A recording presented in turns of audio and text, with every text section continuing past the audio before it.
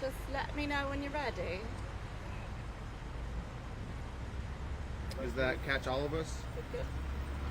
Just talk nice and loud and Yep. you can kind of, come a little closer to possibly the little. I'll move out of the way and we can Okay. rotate through. Good? Everybody ready? Okay. Thanks for your patience and thanks for being here this evening. My name is Captain Krista Stedman, CHRISTA-STEDMAN with the Austin Travis County EMS Public Information Office. This afternoon at approximately 5:13, we received multiple 911 calls reporting an incident in which a vehicle struck some pedestrians in front of this food truck behind me, and then the food truck subsequently caught on fire. Austin Travis County EMS paramedics were on the scene in less than 10 minutes, declared one patient a trauma activation, and transported that adult patient to a local trauma facility with serious, not expected to be life-threatening injuries.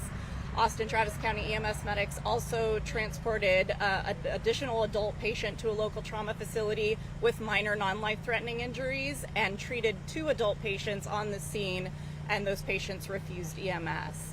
That's all I have for me. I'm going to hand it off to firefighter Rachel Lewis from the Austin Fire Department. Good evening. This call came in for the Austin Fire Department at 5:13 p.m. It came in for a traffic accident with multiple callers saying the food truck was hit by a vehicle as well as pedestrians were hit in the area. Upon reading the call notes, it was upgraded by Austin Fire Department to an additional higher call to support additional resources for the call. We arrived on scene to find a food truck on fire with multiple patients on the ground. Austin Fire Department proceeded to extinguish the fire and check for hotspots while working with Austin Travis County EMS medics to provide life-saving medical care to the patients. Thank you very much. All right. Good evening, everybody. My name is Officer Austin Zarling. That's AUSTINZARLING with the Austin Police Department Public Information Office. Today, at approximately 4:30 p.m., officers responded to a disturbance vehicle urgent at this location, which is approximately Elmont Drive and South Pleasant Valley Road, in reference to the complainant advised that her phone had been stolen. Officers conducted their investigation and unfortunately were unable to locate the phone thief and unable to locate the stolen phones. Due to our standard operating procedures, officers decided to write the incident up in a report so that a detective could follow up on it at a later time and hopefully catch the person who did this. Approximately 10 minutes after officers left, another call came in at the same location in reference to a crash hotshot, which is a high priority call for service where officers usually respond lights and sirens and do not have any type of delay.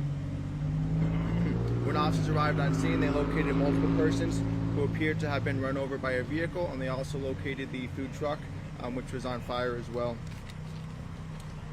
It appeared that 2 persons were transported to the hospital, and 2 persons had minor injuries. 1 person at the hospital is considered to have serious bodily injury. Due to this is being investigated as a failure to stop and render aid crash, as well as an aggravated assault.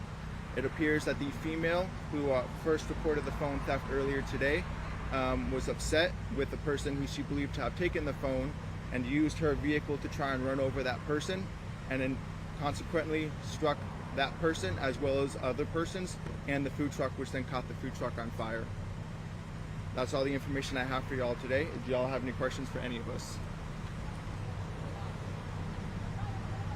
Maybe say that one more time. So you said that the woman who called, or who thought the person that stole her phone, she was the driver? Correct. That's what we believe. At this time, that's the information that we have. Okay. Is she in custody? She's not in custody right now, but we do have good identifying information on her, so hopefully detectives can do their investigation, and if the detectives find probable cause to believe that she committed these crimes, then they can hopefully drop a warrant for her arrest.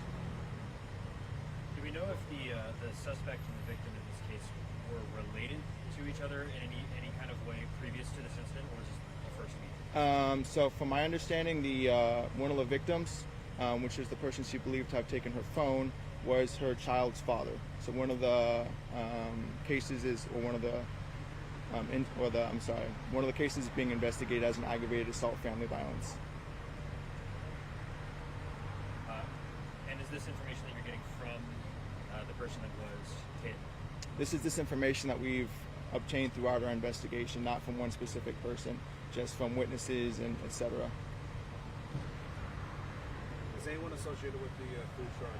As if they were injured at all or notified? I believe that there were 2 persons inside the food truck, and one of them was injured.